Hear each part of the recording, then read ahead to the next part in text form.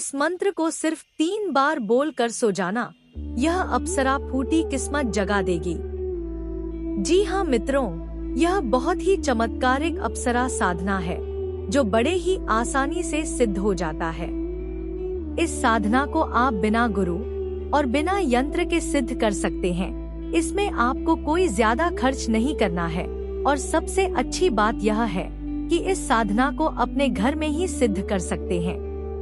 तो नमस्कार मित्रों, जय भोलेनाथ, जय गुरुदेव। आप सभी कैसे हैं? उम्मीद है कि भूत भावन भगवान श्री भोलेनाथ की असीम कृपा होगी और आप सब अच्छे होंगे। मित्रों, आप सभी का हमारे चैनल पर बहुत बहुत स्वागत है, अभिनंदन है। जैसा कि आप सभी जानते हैं, हम अपने चैनल के माध्यम से जीवन में चल रही समस्याओं को, खासकर धन से संबंधित जो भी परेशानियां हैं, उन्हें दूर करने के लिए हम छोटी छोटी उपायों को या साधनाओं को लेकर आते हैं, जिनका प्रयोग करके अपने सभी समस्याओं से छुटकारा पा सकते हैं और अपने सभी मनोकामनाओं को पूर्ण कर सकते हैं। मित्रों, हमारा कोशिश यही है कि हम उन रहस्यों के बारे में अवगत कराएं जो सदियों से छुपे हुए हैं, जिन्हें केवल साधना, श्रद्धा और आत्मज्ञान से ही पाया जा सकता है। तो आज की इस वीडियो में हम एक अप्सरा को सिद्ध करने का बहुत ही सरल साधना को लेकर आए हैं, क्योंकि यह चैनल उन गुप्त विद्याओं को उजागर करने का है जो केवल ग्रंथों में सीमित रह गई है, लेकिन जिनकी शक्ति आज भी हमारे चारों ओर विद्यमान है। मित्रों, आज का यह विशेष वीडियो में एक अत्यंत प्राचीन, दुर्लभ और दिव्य साधना को लेकर है, जो न केवल आपकी ऊर्जा को जागृत कर सकती है, बल्कि आपके जीवन को सौंदर्य, आकर्षण, चुंबकीय प्रभाव और दिव्य तेज से भर सकती है। आज हम उस मार्ग की शुरुआत करेंगे जहां साधक स्वयं अनुभव करेगा कि अप्सराएं केवल कल्पना की वस्तु नहीं है, वे सूक्ष्म लोकों की अद्भुत शक्तियां हैं, जिनसे जुड़कर हम अपने भीतर छुपे रूप, रसायन और रहस्य को बाहर ला सकते हैं। आज का यह वीडियो उन सभी साधकों के लिए है जो जीवन में सौंदर्य, आकर्षण, मोहिनी प्रभाव, आत्मविश्वास, स्त्रीत्व या पुरुषत्व की दिव्यता और आकर्षण शक्ति को जागृत करना चाहते हैं।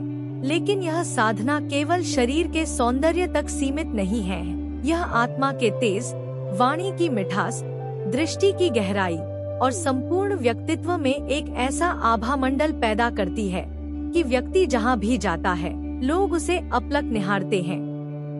मित्रों, अप्सरा साधना की यही शक्ति है, यही रहस्य है, और आज इस वीडियो में हम बात करेंगे कि यह साधना किस प्रकार की है, कौन से मंत्र इसमें उपयोग किए जाते हैं, क्या नियम है, क्या अनुशासन चाहिए, किन किन बातों का ध्यान रखना अनिवार्य है, और सबसे जरूरी बात, इस साधना को करते समय साधक को कैसी मानसिक अवस्था रखनी चाहिए।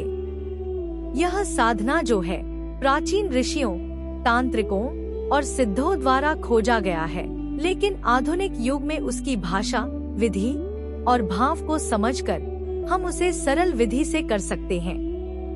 अप्सरा साधना केवल स्त्रियों के लिए नहीं, यह पुरुषों के लिए भी उतनी ही प्रभावशाली है, क्योंकि अप्सरा तत्व का संबंध केवल लिंग से नहीं, बल्कि सौंदर्य, प्रेम, मोहकता और चेतना के आकर्षण से है। आप चाहे कलाकार हों, अभिनेता, वक्ता, लेखक या एक साधारण गृहस्थ व्यक्ति, यदि आप जीवन में अपनी उपस्थिति को प्रभावशाली बनाना चाहते हैं, लोगों को सहज ही आकर्षित करना चाहते हैं, रिश्तों में मधुरता लाना चाहते हैं, या चाहें तो एक ऐसी दिव्य शक्ति को अपने जीवन का साथी बनाना चाहते हैं जो आपके मार्गदर्शक की तरह आपकी ऊर्जा को ऊंचाइयों तक ले जाए, तो यह वीडियो आपके लिए है। क्योंकि अप्सरा साधना से न केवल बाहरी सुंदरता में निखार आता है, बल्कि मन शांत होता है, आत्मा प्रसन्न होती है और साधक धीरे धीरे उस अवस्था में पहुंचता है जहां वह किसी भी भीड़ में विशेष महसूस होता है। उसकी उपस्थिति मात्र से वातावरण बदलने लगता है। इसलिए यदि आप ऐसे साधक हैं जो केवल जानकारी नहीं बल्कि अनुभव चाहते हैं, तो इस वीडियो को अंत तक जरूर देखें, क्योंकि हम इसमें आपको केवल एक विधि नहीं बताएंगे, बल्कि साधना की तैयारी, भाव, माला, आसन, स्थान, काल और मंत्र के उच्चारण से लेकर साधना के पश्चात आने वाले संकेतों और अनुभवों तक हर बात को विस्तार से समझाएंगे। और हाँ, यह मत भूलिएगा कि साधना का मार्ग चमत्कारी है, लेकिन यह केवल श्रद्धा, अनुशासन और निष्ठा से ही परिणाम देता है। और हमारा प्रयास रहेगा कि हम हर उस साधक तक पहुंच सकें जो भीतर से बदलना चाहता है और अपने जीवन में आत्म आकर्षण की दिव्यता को जागृत करना चाहता है। तो चलिए साधकों, एक बार फिर से अपने भीतर झांकते हैं, उन लोगों के द्वार पर दस्तक देते हैं जहां अप्सराएं नृत्य कर रही हैं और साधक के प्रेम और ध्यान की प्रतीक्षा कर रही हैं। मित्रों, बहुत समय पहले की बात है जब पृथ्वी पर देवता, राक्षस और मनुष्य एक ही भूमि पर विचरण करते थे। यह वह युग था जब कल्पना और यथार्थ के बीच की रेखा धुंधली हुआ करती थी। देवताओं की सभा, असुरों के यज्ञ, ऋषियों के तप और अप्सराओं का नृत्य सभी ब्रह्मांड के संतुलन का हिस्सा थे। उस समय तिलोत्तमा कोई साधारण अप्सरा नहीं थी। वह स्वर्ग की सबसे सुंदर, सबसे आकर्षक और सबसे रहस्यमयी अप्सरा मानी जाती थी। लेकिन उसकी सुंदरता केवल उसके रूप में नहीं, बल्कि उसकी आत्मा, उसकी चाल, उसकी वाणी और उसकी दृष्टि में भी बसती थी। देवताओं ने तिलोत्तमा को एक विशेष उद्देश्य के लिए रचा था। कहते हैं, जब दैत्य भाई सुनंद और कुवाल ने तीनों लोकों में आतंक फैलाना शुरू किया, तब ब्रह्मा, विष्णु और महादेव ने मिलकर एक योजना बनाई। वे जानते थे कि इन दैत्यों को बल से नहीं, बल्कि बुद्धि से हराया जा सकता है, और इसी से तिलोत्तमा का जन्म हुआ। मित्रों, तिलोत्तमा को देवताओं ने स्वर्ग की श्रेष्ठतम वस्तुओं से बनाया। उसकी आंखें सूरज की किरणों से, उसके बाल चंद्रमा की चांदनी से, उसके होंठ गुलाब की पंखुड़ियों से, उसकी वाणी कोकिल की मधुरता से और उसकी चाल बहती नदी की लहरों से। उसका नाम तिलोत्तमा इसलिए पड़ा क्योंकि वह तीनों लोकों की उत्तम वस्तुओं से बनी हुई स्त्री थी। जब तिलोत्तमा को आदेश मिला कि वह सुनंद और कुवाल को आपस में लड़वा दे, तब वह पृथ्वी पर उतरी, जहां वे दोनों भाई एक विशाल दुर्ग में रहते थे। तिलोत्तमा ने जैसे ही वहां प्रवेश किया, चारों ओर सन्नाटा छा गया, क्योंकि उसकी खूबसूरती इतनी सम्मोहक थी कि पूरा दरबार मंत्र मुग्ध हो गया। मित्रों, सुनंद और कुवाल दोनों उस पर मोहित हो गए और दोनों ने तिलोत्तमा को पाने की इच्छा प्रकट की। तिलोत्तमा ने मुस्कुराते हुए कहा, मैं तो उसी को अपना हृदय दूंगी जो सबसे श्रेष्ठ हो, सबसे पराक्रमी हो और सबसे बुद्धिमान हो। बस फिर क्या था, दोनों भाई उसे पाने की होड़ में आपस में भिड़ गए और अंत में जैसे देवताओं ने योजना बनाई थी, वे एक दूसरे के हाथों मृत्यु को प्राप्त हुए। जब तिलोत्तमा अपने मिशन में सफल होकर लौट रही थी, तभी उसने एक विचित्र अनुभव किया, जिसमें एक रहस्यमयी आवाज ने उसे रोका। वह आवाज किसी और की नहीं, खुद ब्रह्मा की थी। ब्रह्मा ने उसे आशीर्वाद तो दिया, पर साथ ही एक श्राप भी दे दिया कि तिलोत्तमा, तुमने जो कार्य किया वह युक्तिपूर्ण था, पर अब तुम मानव लोक में एक युग तक रहोगी और वहां तुम्हें न अपनी पहचान बताने की अनुमति होगी, न ही स्वर्ग लौटने की। तब तिलोत्तमा अवाक रह गई। वह समझ नहीं पा रही थी कि यह किस अपराध की सजा थी। लेकिन ब्रह्मा ने कहा कि यह कोई दंड नहीं, यह तुम्हारे भीतर के अहं को शांत करने की एक प्रक्रिया है। जब तक तुम स्वयं को जान नहीं पाती, तुम वापस नहीं लौट सकोगी। तब से तिलोत्तमा अब एक साधारण मानव कन्या के रूप में एक छोटे से गांव में जन्मी। लेकिन उसका सौंदर्य, उसकी आंखें, उसकी चाल, सब कुछ पहले जैसा ही था। मित्रों, गांव वाले उसे तारा कहते थे। लेकिन तारा जब बड़ी हुई तो उसके सौंदर्य की चर्चा दूर दूर तक फैलने लगी। इस कारण राजकुमार, व्यापारी, योगी सभी उससे विवाह करना चाहते थे, पर तारा सदा चुप रहती। वह जानती थी कि वह कौन है, पर उसका उद्देश्य अभी अधूरा था। एक दिन गांव में एक वृद्ध साधु आया और उसने तारा को देखकर कहा, तुम कोई साधारण कन्या नहीं हो, तुम्हारी आंखों में स्वर्ग की चमक है।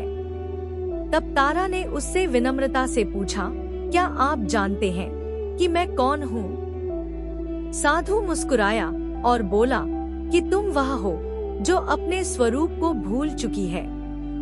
तुम्हारा शरीर मानव का है, पर आत्मा दिव्य है।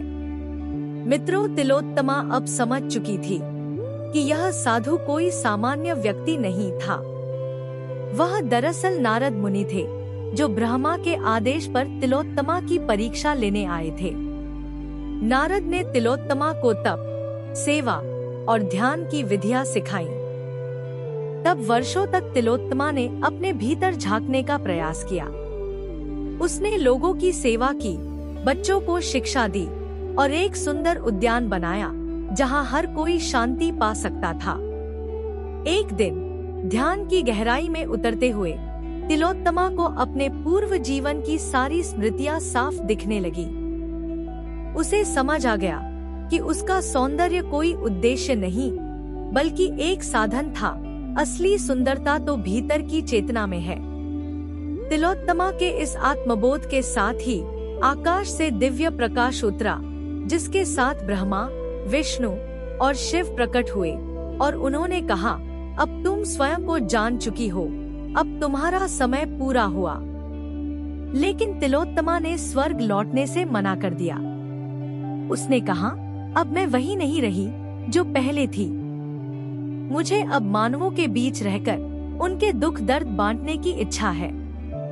देवताओं ने आशीर्वाद देते हुए कहा, हे तिलोत्तमा, तुम मानवता की प्रेरणा बनोगी, उनके साथ में एक रहस्य बनकर रहोगी, जिसे हर युग में कोई न कोई ढूंढेगा, समझेगा और आत्मा की सुंदरता को पहचान पाएगा।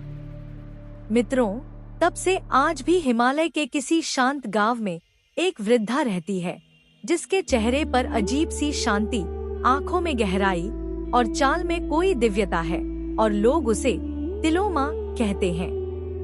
और कुछ लोग कहते हैं वो बस एक वृद्ध साध्वी है, पर कुछ मानते हैं वही तिलोत्तमा अप्सरा है, जो आज भी किसी रहस्य की तरह जीवित है और अपने साधकों की पुकार सुनकर उनके मदद के लिए दौड़ कर जाती है, उनकी हर मनोकामनाओं को पूर्ण करती है। तो इस साधना को आपको कैसे करना है, कब करना है, आइए इसके बारे में जानते हैं। मित्रों, इस साधना को आप किसी भी शुक्रवार की रात्रि में कर सकते हैं। इसे करने के लिए आपको बिल्कुल शुद्ध रहना है। किसी भी प्रकार से अशुद्धता आपके अंदर नहीं होना चाहिए। तो रात्रि 11 बजे के बाद किसी शुद्ध और शांत स्थान पर बैठकर अपने सामने में एक अप्सरा की फोटो स्थापित कर लें। उसके सामने में एक दीपक जला ले और स्फटिक की माला से जो मंत्र हम स्क्रीन पर दे रहे हैं, इस मंत्र को सिर्फ 324 बार जाप करना है।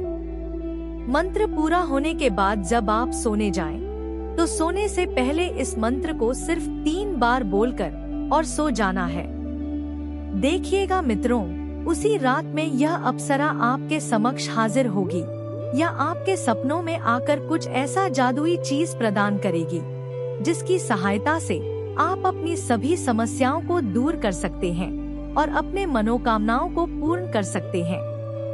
यह बहुत ही चमत्कारिक साधना है, इसे एक बार जरूर करें।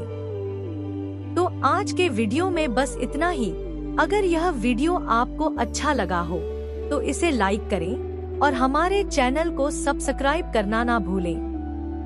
तो कल फिर मिलेंगे एक नए उपाय या साधना को लेकर। तब तक के लिए जय भोलेनाथ, जय गुरुदेव।